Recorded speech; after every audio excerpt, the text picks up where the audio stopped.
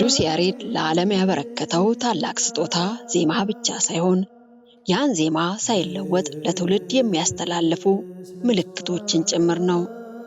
የቅዱስ ያሬድ የዜማ ምልክቶች ወይም ሥርዓተ ነጥቦች በኢትዮጵያ ኦርቶዶክስ ተዋሕዶ ቤተክርስቲያን የዜማ ሥርዓት ውስጥ ያላቸው ሚና እጅግ ከፍተኛ ነው። እነዚህ ምልክቶች ለዜማው እንደ መሪ ወይም ደግሞ እንደ ካርታ የሚያገለግሉ ሲሆን ዜማዎቹም ከትውልድ ወደ ትውልድ ሲሻገሩ ድምፃቸው ሳይለወጥ ቃናቸው ሳይዛባና ሳይቀላቀል እንዲቆዩም ያደርጋሉ።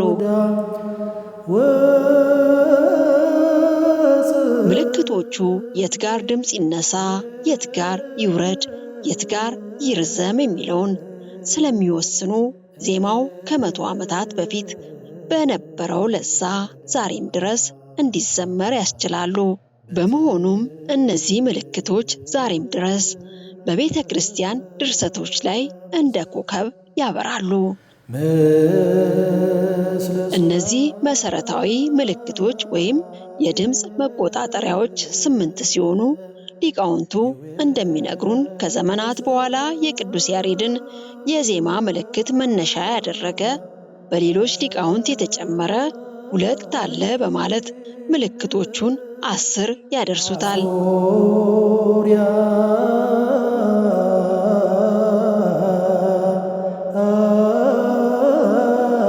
ሌላው አስደናቂው ነገር የዜማዎቹ ምልክቶች ከዜማው የድምፅ ውጣ ውረድ በተጨማሪ ዜማውን መነሻ ያደረገ የጌታን የማዳን ሥራ የሚነግረን ሰፊ ትምህርትና ማብራሪያም ይሰጡበታል። ቀጣዩ መርሃ ግብር ይህንኑ የዜማ ምልክቶች መነሻ አድርጎ በውስጡ የያዘውን ምስጢር መምህራኑ ከዜማው ጋር ያሳዩናል። አብራችሁን ቆዩ። አሁን ምልክቶቹም ልክ 8 ናቸው። እነዚህ ምልክቶች የቅዱስ ያሬድ የዜማ ምልክቶች መጀመሪያ የደረሳቸው ምናልባት አሁን እሱ ቅዱስ ያሬድ እነዚህ ምልክቶች ሲደርስ ለሱ ይጠፋዋል ወይንም ደግሞ ይረሳዋል ተብሎ አይገመትም። ምክንያቱም ስጦታው ከመንፈስ ቅዱስ ስለሆነ የሚናገረውን ያውቀዋል፣ የሚያውቀውን ይናገራል እና ያ ግን ከስሩ ቁጭ ብሎ ለሚማሩ ደቀ መዛሙርትና ከዚያ በኋላ ለሚመጡ ትውልድ እንዳይረሱት እንዳያጠፉት ምልክት አድርጎ ያስቀመጣቸው 8 ናቸው። እንግዲህ እነዚህ 8 ምልክቶች ድፋት፣ ሂደት፣ ይዘት፣ ቁርጥ፣ ጭረትና ደረት፣ ርክርክ ተብለው ያስቀምጧቸዋል ማለት ነው። እነዚህ የራሳቸው ቅርጽ አላቸው፣ የተለያየ ቅርጽ። እነዚህ ምልክቶች በሶስቱም የዜማ ስልት ገብተው ይነገራሉ። ነገር ግን በሶስቱም የዜማ ስልት ይግቡ እንጂ የየራሳቸው የዜማ ለሃይ አላቸው። ቅዱስ ያሬድ ምልክቶች አሉ። የፊደል ሲምቦል ወይም ደግሞ የፊደል ውክልና የሌላቸው 8 ምልክቶች አሉ። የራሳቸው ምሳሌ ያላቸው ትርጉምም አላቸው። መጀመሪያ ምንድን ይባላል? በቅዱስ ያሬድ የነበሩት ተብለው የሚታመኑት 8 ናቸው። 2 በኋላ ተጨምረዋል ይላሉ። አይ 2ቱም በቅዱስ ያሬድ ናቸው የሚባላሉ። ግን በቅዱስ ያሬድ 10ሩን እናያዛቸውና 8ቱ የፊደል ሲምቦል የሌላቸው ናቸው። ጭረት በግዕዝ ቦታ ስትገኝ ራሱ ያ ግዕዝ ቦታ በግዕዝ ጩኸት ስልት ይጮሃል ማለት ነው። በእዝልም ሲገኝ ልክ እንደዛውና ነገር ግን እነዚህ ምልክቶች የተቀመጡት ቅድም እንዳልኩት ለትውልዱ እስካሁን ድረስ ቆይተው ለዜማ መገኘት ትልቅ አስተዋጽኦ ያላቸው ናቸው።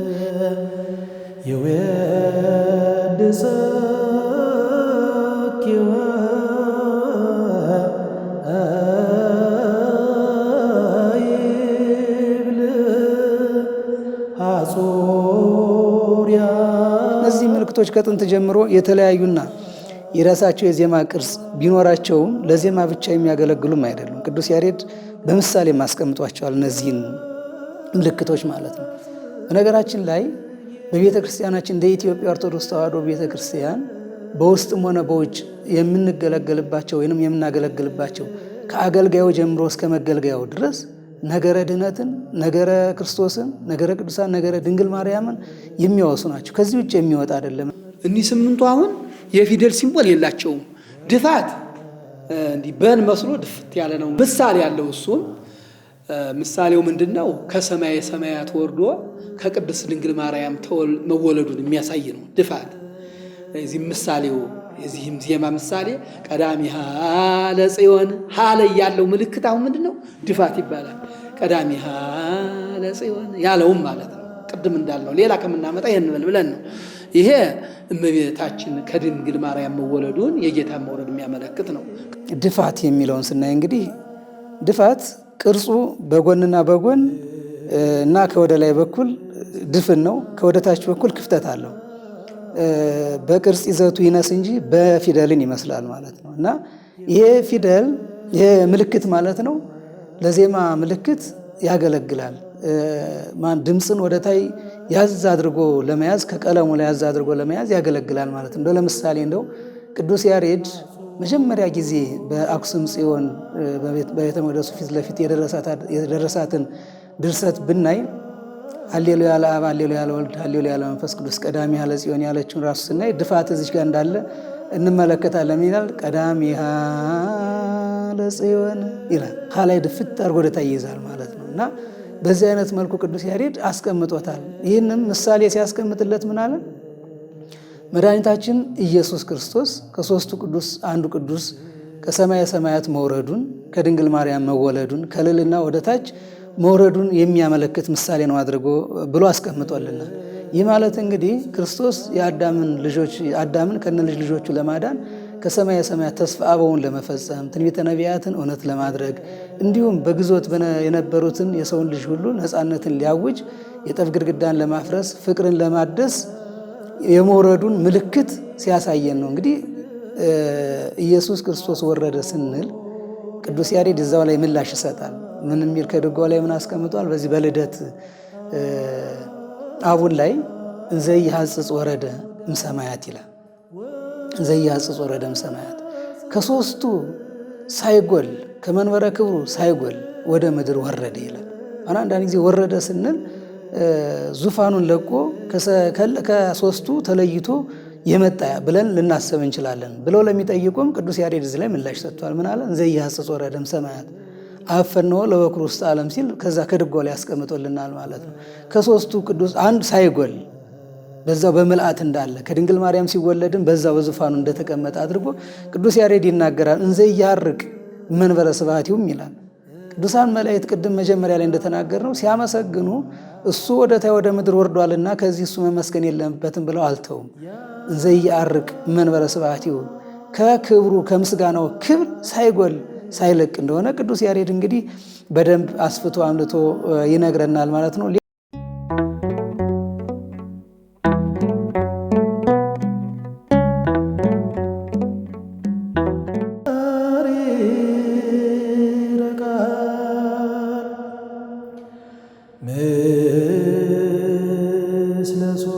ከዚያ ቀጥሎ ሂደት ነው።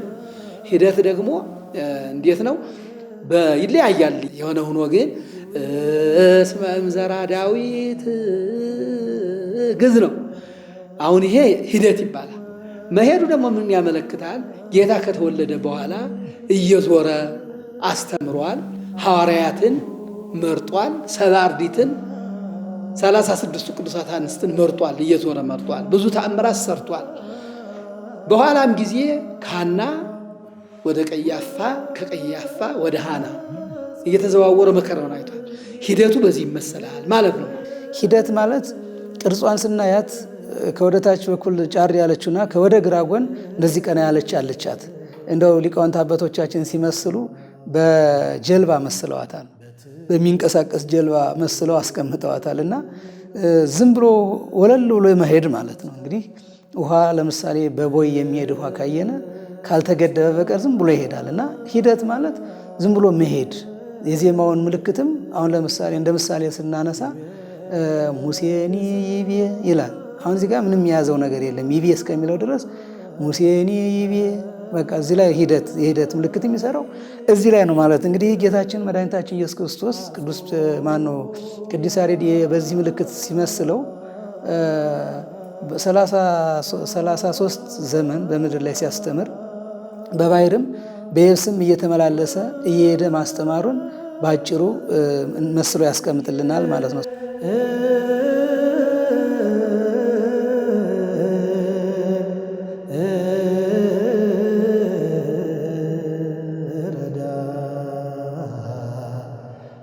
ከዚህ ቀጥሎ ደግሞ ቅናት ይባላል። ቅናት ምንድን ነው? እንትኑ ምልክቱ ሲምቦሉ ደጋን የሚመስል እንዲህ ያለ ማለት ነው። እንዲህ ብሎ ደጋን የሚመስል ማለት ነው። እሱ ደግሞ ቅናቱ ምንን ያመለክታል? የአይሁድን ቅናት ነው። ወበቅናቱ አግብኦ ሊቃነ ካህናት ጌታ ሙት ሲያነሳ፣ እውር ሲፈውስ፣ ህብስት አበርክቶ ሲያበላ ሊሾም ይገባው ነበር። ግን ቅናት ስለያዛቸው እነሱ ማድረግ አይችሉም። ቀንተው ሰቅለው ገድለውታል። እና ቅናት የአይሁድን ቅናት ነው የሚያመለክት ማለት ነው። ቅናት በዚህ ሲምቦል ይሄ ነው። ቀንተው ሰቅለው ስለገደሉት ያው በሶስተኛው ቀን ተነስቶ ቢያርግም ቅናት ማለት እንግዲህ በቅናቶሙ እግዚኦሙ ሰቀሉ ይላል። እንግዲህ መድኃኒታችን ኢየሱስ ክርስቶስ ድውይ ሲፈውስ፣ ለምጽ ሲያነጻ፣ ሙት ሲያነሳ፣ ትምህርት ተአምራት ሲያደርግ በዚህ በሚያደርገው ስራ ሁሉ ቀንተው አይሁዶች እንደሰቀሉት የሚያመላክት ምልክት ነው። ይሄ እንግዲህ ቅናት ማለት በቅናት መስቀላቸውን የሚያመለክት ነው። ቅድም እንደ መጀመሪያችን ላይ እንዳልኩት ነገረ ስቅለቱን ነገረ ድህነትን የሚያውጅ ነው። እነዚህ 8 ሁሉ ማለት ነው። ቅናት የምንለው እንዳልኩት ነው። በሶስቱ ዜማዎች ይለያያል። አንዱን እንበል ባራራ ነው። አንቲ ያልኩት አሁን ይሄ ቅናት ነው። ያቀናል ማለት ታብ ይላል። አሁን ይሄ ቅናት ነው። ቀጥ ያለ ማለት አንቲ ያለ ይሄ በቅናት ይመሰላል ማለት ነው። ሌላም ማለት ተሌዎ እግዚአብሔር ሲልም ይላል። ግን ይሄ አንቲ ታቢ የሚለው በቂ ነው ማለት ነው።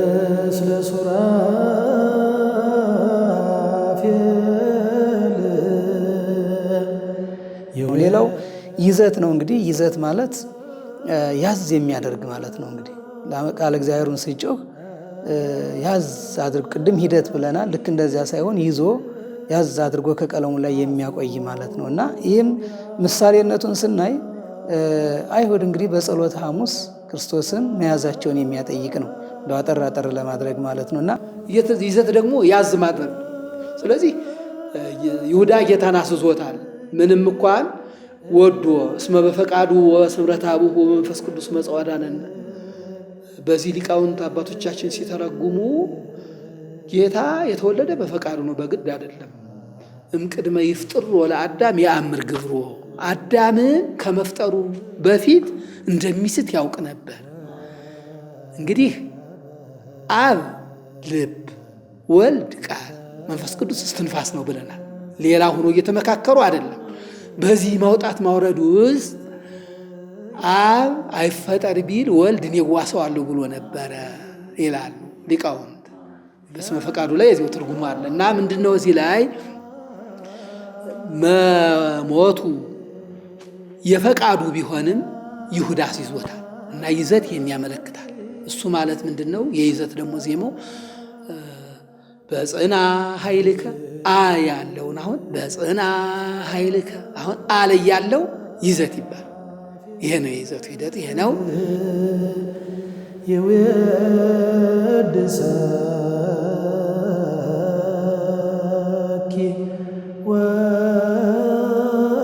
ሌላው አምስተኛው ቁርጥ ይባላል።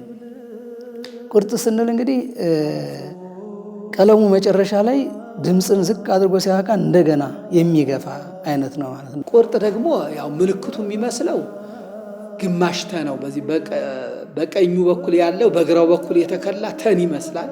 ቀጥ ባለ ላይ እንዲህ እንትን ብሎ ማለት ነው። ቁርጥ ደግሞ ቅድም እንዳልኩት በቁርጥ ቀን፣ በቁርጥ ዕለት፣ በቁርጥ ሰዓት ቁርጥ ሕሊናውን ተጠቅሞ ከሰማየ ሰማያት ወርዶ ከድንግል ማርያም ተወልዶ አይሁድ በጭካኔ ገድለውት አዳምን ለማዳኑ ምሳሌ ነው። ምንድነው የሚለው በገላትያ ላይ ዋመ በጻ ዕድሜው ወአመ በጽሐ ዕድሜሁ ቀኑን አላሳለፈም። በቁርጥ ቀን በተባለችው ቀን ወርዶ መወለዱን የሚያሳይና ሞቶ መነሳቱን ሞቶ አዳምን ለማዳን ማለት ነው። በእዝልም አለው በግዕዝም አለው ቁርጥ የምንለው ማለት ነው። እንግዲህ ምንተ እናግር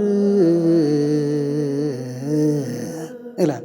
አሁን መጨረሻ ላይ አረፍስ ብሎ ሲያበቃ እንደገና ይገፋል ማለት ነው። እንግዲህ ቁርጥ ማለት ክርስቶስ የሰውን ልጅ ለማዳን ከሰማየ ሰማያት ወርዶ ከድንግል ማርያም ተወልዶ የወደቀውን የሰውን ልጅ ለማንሳት ወስኖ ቆርጦ ለሰቃልያን አይሁዶች ራሱን መስጠቱ አሳልፎ መስጠቱ በራሱ ፈቃድ አሳልፎ በቁርጥ ሀሳብ ራሱን መስጠቱን የሚል ስያሜ ይሰጣል ማለት ነው።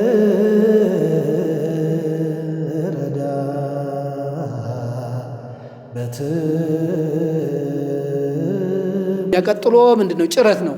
ጭረት ደግሞ በትንሿ ጭረትና ቅናት ይመሳሰላሉ። የጭረት ቀና ማለት ትንሽ ናት፣ እንደ ደጋ ናት። ሆነ ትንሽ የተጋደመችና ትንሽ ቀና ያለች ናት። ይሄ ደግሞ ጭረት የሚያመለክተው ምንድነው? ዋናው ምልክቱ ጌታን ገርፈውታል። 6666 በገረፉበት ጊዜ ምልክት ታይቷል በሰውነቱ በጌታችንና ጭረት በዚህ የሚመሰል ነው። እንደዚህ ጫር ያለች ናት። ከወደ ግራ በኩል እንደዚህ እንደ ደጋን እናቶቻችን የጥጥ የሚፈትሉበት ደጋን ይባላል እንግዲህ ወደ ገጠሩ አካባቢ ማለት ነው። እና እንደ ደጋን ከወደዚህ ቅንፍ ያለች ናት። ይችም ጭረትን እንግዲህ የምታመለክት ናት። ወደዚህ ጫር አድርገው እንድንጮህ የምትሰጥ እንትናት ማለት ነው። ምሳሌዋን ስናይ በዕለተ ዓርብ እንግዲህ ሲገረፍ አይሁዶች 6666 ገርፈውታል። ፊቱን እየሸፈኑ በዘንግ መተውታል፣ ገፍተውታል፣ ጥለውታል፣ ብዙ ስቃይ አድርሰውበታል። እና በዛ በሰውነቱ የሚታዩ ጭረቶችን ለማመልከት ማለት ነው። እንግዲህ ቅናትን የሚመስል ነው ብለናል። ያው ዜማውም እንደሱ ነው እና ምንድነው? ሐዋዝ ሕገ እግዚአብሔር ሕገ እግዚ ይችላል። ሐዋዝ ሕገ እግዚ ይቺ ምንድን ትባላለች? ጭረት ትባላለች። ሐዋዝ ሕገ እግዚአብሔር የሚለው ነው። ዜማው ይሄን ይመስላል ማለት ነው።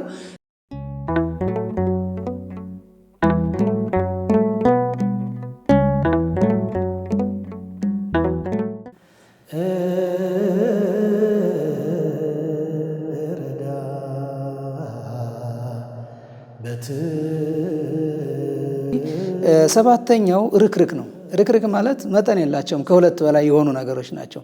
እንደ ዜማው ጩኸት ነው። 4ም ሊሆን ይችላል፣ 3ም ሊሆን ይችላል፣ 2ም ሊሆን ይችላል። ርክርክ የሚባሉት ማለት ነው። እና ርክርክ ማለት ጌታችን መድኃኒታችን ኢየሱስ ክርስቶስ አሁን ምሳሌነቱ ሲገረፍ፣ ሲሰቅሉ፣ ሲወጉት በደሙ ላይ የታዩት ነጠብጣቦች ደሞችን የሚያመለክት ምሳሌ ነው። ዜማው ማንን ይመስላል? ዘከመ ይገብር ግብራ ለደብተራ ያለች ናት ርክርክ ማለት። 8ኛውና የመጨረሻው እንግዲህ ደረት ነው። ደረት ይባላል። ደረት ማለት ቅድም ድፋት ብለን ተናግረን ነበረ። ከወደ ላይ ከወደ ታች በኩል ክፍት በፊደልን የምትመስለን ነበር። አሁን ደግሞ ይሄኛው ተቃራኒ ነው። ሀሌታ ውሃን የሚመስል ማለት ነው። ቅርጸ ይዘቱ ይነስ እንጂ እንደ ሀሌታ ውሃ የሚመስል ነው። እና ይሄ ምሳሌ እንግዲህ የሚያገለግለው ጌታችን መድኃኒታችን ኢየሱስ ክርስቶስ ይህን ሁሉ ስቃይ ከፈጸመ በኋላ 3 መዓልት 3 ሌሊት በከርሰ መቃብር አድሮ መቃብር ክፈቱልኝ መግነዝ ፍቱልኝ ሳይል በራሱ ፈቃድ አፈፍ ብሎ መነሳቱን የሚያመለክት ምሳሌ ነው። ደረት ደግሞ ጌታችን ይህን ሁሉ በምድር የገባውን ቃል ኪዳን ለአዳምና ለልጆቹ የገባውን ቃል ኪዳን ከፈጸመ በኋላ በዕለተ ዓርብ ነፍሳትን አውጥቶ ካወጣም በኋላ እነሱን ወደ ገነት አስገብቶ በ40 ቀን ማረጉን ያመለክታል። ዘከመ ይገብር ግብራ ይችን ወሰደ ያለ ወደ ላይ ማለት ነው። ምልክቱም ወደ ላይ የሆነ የድፋት ተቃራኒ ነው። እቺ ማለት ናት። ዜማው ይሄን ይመስላል፣ ሲምቦሉ ይሄን ይመስላል ማለት ነው።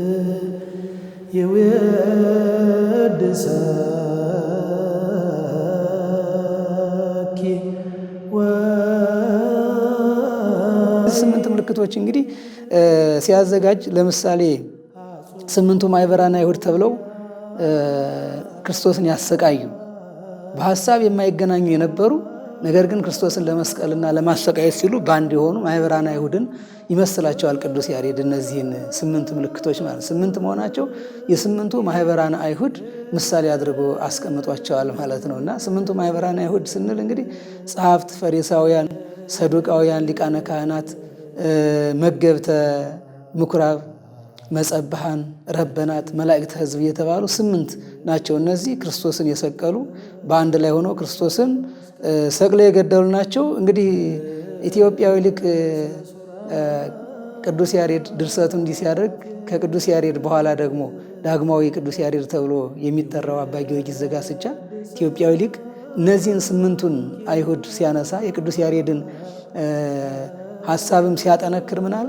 በዚህ በሰዓታት ድርሰቱ ማኅበራነ አይሁድ ተመድበሉ ለሰቂለ አምላክ ተማሉ ክቡረ ንጉሠ ሰቀሉ ደሙ ላዕሌ ነው ለውሉድነ ይቤሉ ብሎ ቅዱስ ጊዮርጊስ አጠንክሮታል ይህን ቃል። ይህ ማለት እንግዲህ የአይሁድ ማኅበሮች በአንድነት ተሰበሰቡ፣ አምላክን ለመስቀል ተማማሏል፣ ክቡር ንጉሥን ሰቀሉ፣ ደሙ በእኛ ላይ በልጅ ልጆቻችን ላይ ይሁን በማለት የእነዚህ ምልክቶች ምሳሌ መሆኑን ቅዱስ ጊዮርጊስ ዘጋስጫም አጠንክሮት እናየዋለን፣ አጽንዖት ሰጥቶት እናየዋለን ማለት ነው። እና የቅዱስ ያሬድ ምልክቶች ይህንን ይመስላሉ፣ ምሳሌያቸውም ይህን ይመስላሉ። እንደው ብዙ ምሳሌ ያላቸው ግን ከሰዓታችን አንጻር ለማሳጠር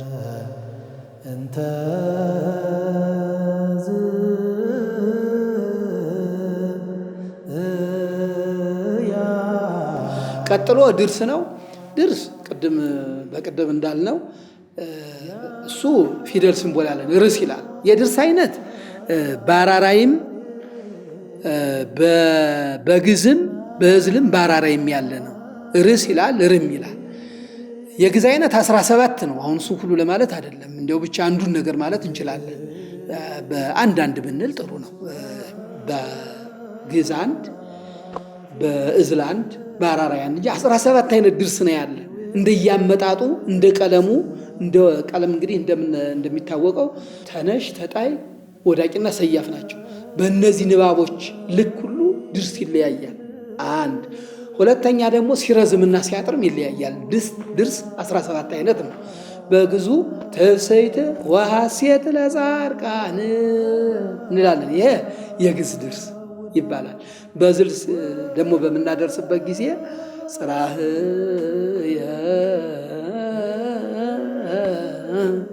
ይሄ ድርስ ነው።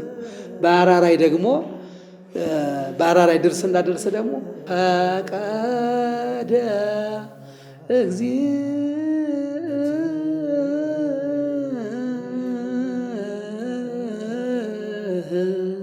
ይሄ ደግሞ የአራራዩ ድርስ ነው።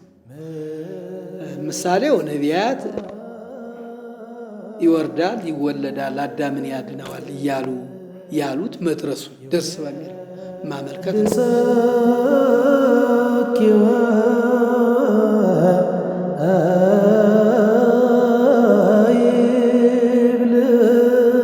አንብር ደግሞ ማስቀመጥ ማኖር ማለት ነው። አንብር 10 ምልክቶች እኒ ናቸው። አንብር የአንብር ምልክት ደግሞ ምን እንዳለን ለምሳሌ ሙሴን ይቤ ሙሴ አለ። አሁን ይቤ ላይ ር ይላል። አሁን ይሄ ምን ማለት ነው? አንብር ማለት ነው። አንብር ማለት ነው።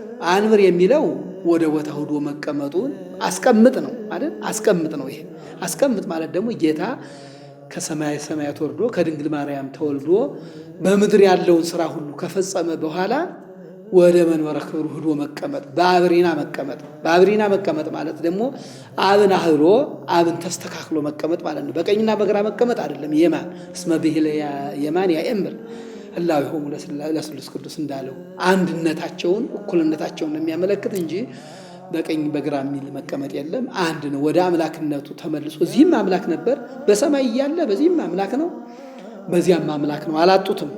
ቅዱስ ያሬድ በሚገልጽበት ሰዓት ገልጿል። እንግዲህ ቅዱስ ያሬድ ከደረሳቸው ድርሰቶች አንቀጸ ብርሃን የሚባል ድርሰት አለ። ደግሞ ራሱ የደረሰው ቅድስት ወብፅዕት ስብዕት ወብሩክ ክብርት ወልዕልት ማዕርገ ሕይወቱ ማኅደረ መለኮት ብሎ እመቤታችን ያመሰገነበት አለ። በዚያ ላይ መላእክት ተገርመዋል። ጌታ በተወለደ ጊዜ ከምድር አዩት። ከምድር ወደ ላይ ደግሞ ሲወጡ እዚያም አዩት። ከዚያም አልጎደለ ከዚህም አልጎደለ እንዘ ይሐጽጽ ወረደ ቅዱስ ያሬድ እንዲህ ብሎ ገልጾታልና ያንን የሚያመለክት ነው። የቅዱስ ያሬድ ምልክቶች 10 እንዲህ ናቸው። 8ቱ የፊደል ምልክት የሌላቸው ቅድም ያልናቸው፣ 2ቱ ደግሞ አንብርና ድርስ ምልክት ያላቸው። ከዚህ በተጨማሪ ደግሞ ስራ የሚባሉ አሉ። ስራዬን ቅዱስ ያሬድ አልደረሰም። የተድባበ ማርያም ሊቃውንተ ዜማ አዛዥ ጌራና አዛዥ ራጉኤል የሚባሉ በአፄ ገላውዲዮስ እየታገዙ እንደደረሱት እንግዲህ ስራይ ማለት ስር መሰረት መስሎ የሚዜም እሱም መስሎ የሚዜም ማለት ነው። የኋላ ሊቃውንት ደግሞ ቀጥሎ ያለውን ደርሰዋል ማለት ነው። ማን? አዛዥ ጌራና አዛዥ ራጉኤል የተድባበ ማርያም ሊቃውንት ስራ የሚለውን በሙሉ የደረሱት እነሱ ናቸው ይላሉ የታሪክ መዛግብት እና ይህን ይመስላል። ቅዱስ ያሬድ ከዜማ ምልክት ባሻገር የዘመናት አከፋፈሉም ሌላ አስደናቂ መልክ አለው። ለእያንዳንዱም ወቅት የራሱ የሆነ ዜማም አበጅቶለታል። ይህንን በተመለከተ ሳምንት የምንመለስበት ይሆናል። በዚህ አጋጣሚ ሊቀ መምህራን ብርሃነ መስቀል ገበየሁንና መጋቢ ምስጢር ፍሬ ስብሐት አባተን በአድማጭ ተመልካቾች ስም ምስጋናዬ ይድረሳችሁ እላለሁ። መሰናበቻዬን የብፁዕነታቸው ቡራኬ ይድረሰኝና ብፁዕ አቡነ ናትናኤል በአንድ ወቅት ስለ ቅዱስ ያሬድ ባዜሙት ዜማ አደረግኩ። የሳምንት ሰው ይበለን። ሰናይ ጊዜ።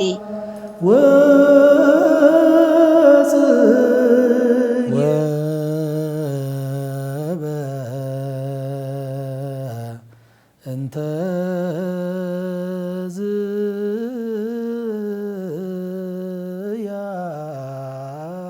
ያሬድ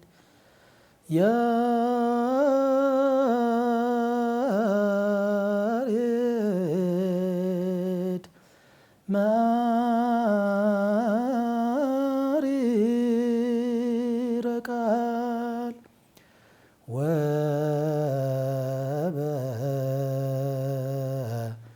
እንተ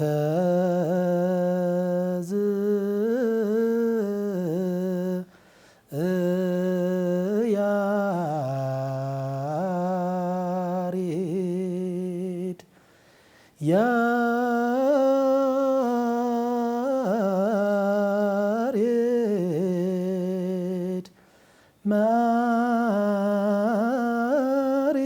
ማሪረ ቃል ምስለ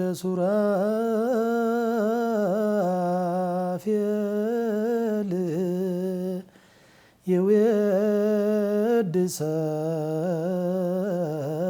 የዌድሰኪ ወይብል ሐጹርያ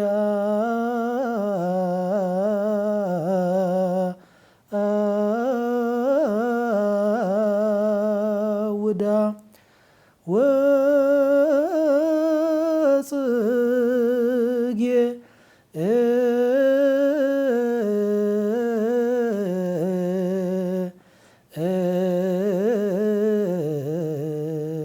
ረዳ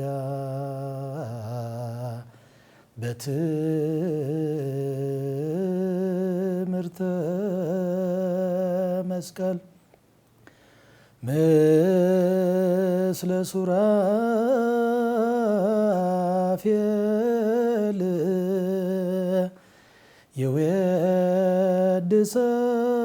የዌድሰኪ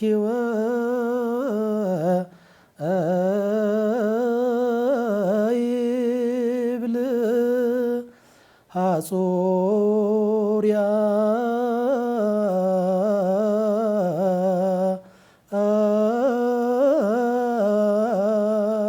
ውዳ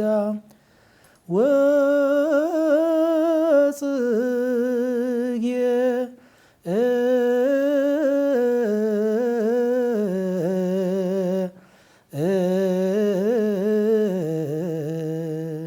ረዳ